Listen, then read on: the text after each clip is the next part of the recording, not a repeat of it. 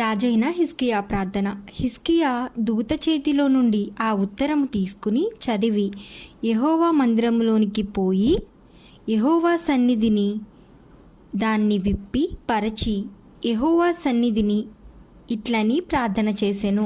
యెహోవా కెరూబుల మధ్యను నివసించుచున్న ఇశ్రాయేలీయుల దేవా, భూమి ఆకాశములను కలుగజేసిన అద్వితీయ దేవా, నీవు లోకమందున్న సకల రాజులకు దేవుడవయున్నావు. సైన్యములకు అధిపత్యగు యెహోవా, చెవియొగ్గి ఆలకించుము. యెహోవా, కన్నులు తెరిచి దృష్టించుము. జీవము గల దేవుడవైన నిన్ను దూషించుటకై సన్హెరీబు పంపిన వాని మాటలను చెవినిబెట్టుము. యెహోవా, అష్షూరు రాజులు ఆ జనులను వారి దేశములను పాడు చేసి వారి దేవతలను అగ్నిలో వేసినది నిజమే. ఆ రాజ్యములు దేవతలు నిజమైన దేవుడు కాక మనుషుల చేత చేయబడిన కర్రలు రాళ్ళు గాని దేవతలు కావు గనుక వారు వారిని నిర్మూలము చేసిరి. యెహోవా, లోకమందున్న నీవే నిజముగా నీవే అద్వితీయ దేవుడవైన యెహోవావని సమస్త జనులు తెలుసుకొనున్నట్లు అతని చేతిలో నుండి మమ్మల్ని రక్షించుము.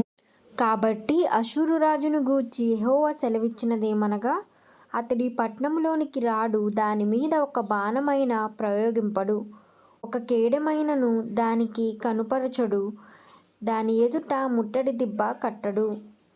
ఈ పట్టణము లోపలికి రాక తాను వచ్చిన మార్గముని అతడు తిరిగిపోవును. ఇదియే యెహోవా వాక్కు. నా నిమిత్తమును నా సేవకుడైన దావీదు నిమిత్తమును నేను ఈ పట్టణమును కాపాడి రక్షించుదును. అంతటా యెహోవా దూత బయలుదేరి అష్షూరు వారి దండుపేటలో 185,000 మందిని మొత్తెను. ఉదయమున జనులు లేవగా వారందరూ మృతకలయభారముగా ఉండిరి.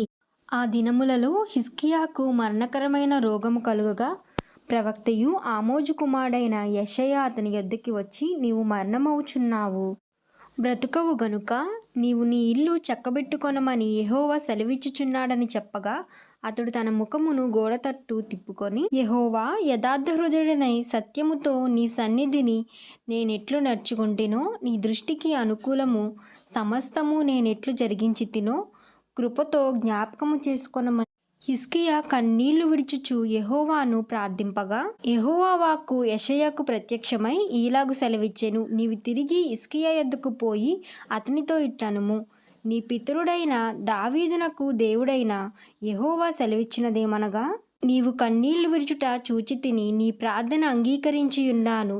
ఇక 15 సంవత్సరముల ఆయుష్యము నీకిచ్చుదును, మరియు ఈ పట్టణమును నేను కాపాడుచు నిన్నును ఈ పట్టణమును అష్షూరు రాజు చేతిలో పడకుండా విడిపించెదను.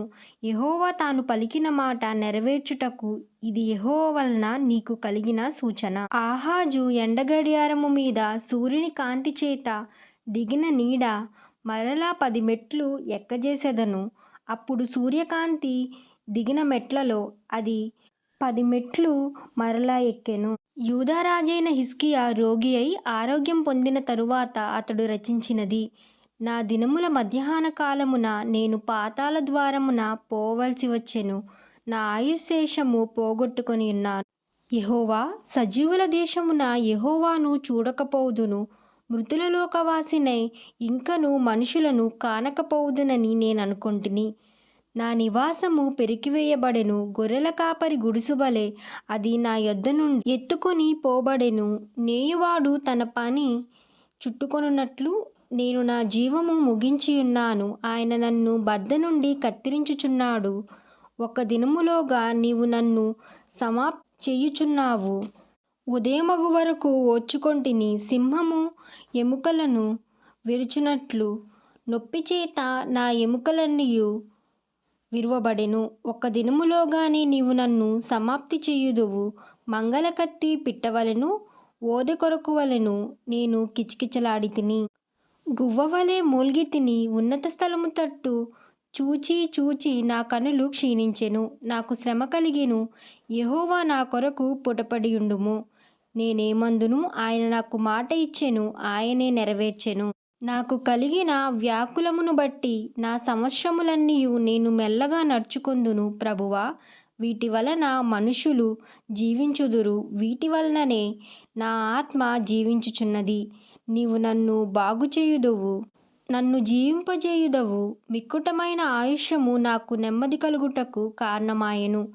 ప్రేమ చేత నా ప్రాణమును నాశనమను గోతి నుండి విడిపించితివి.